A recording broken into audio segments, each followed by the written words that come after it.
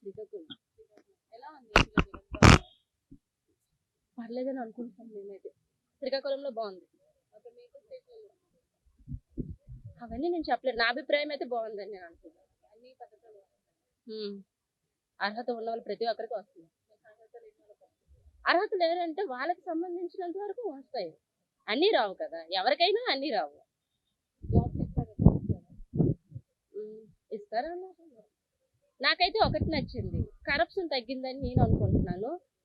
చాలా పేదవాళ్ళు ఉంటారు, వాళ్ళకి ఎక్కడెక్కడికి వెళ్ళాలని తెలియదు, వాళ్ళ దగ్గరకు వచ్చి కొన్ని చేస్తున్నారు అనమాట. అందుకే నాకు నచ్చింది. అంటే యూత్ కి జాబ్స్ ఇస్తామన్నారు, యూత్ కి జాబ్స్ ఏమో ఏం చేస్తారు, ఇవన్నీ రాజకీయం గురించి అయితే నాకు తెలీదు. నాకు తెలియదు లబ్ధి పొందారు, మాకేం తెలియదు. చాలా మంది బ్రతిమలాడాము, మాకు మంచి జరిగింది అన్నారు.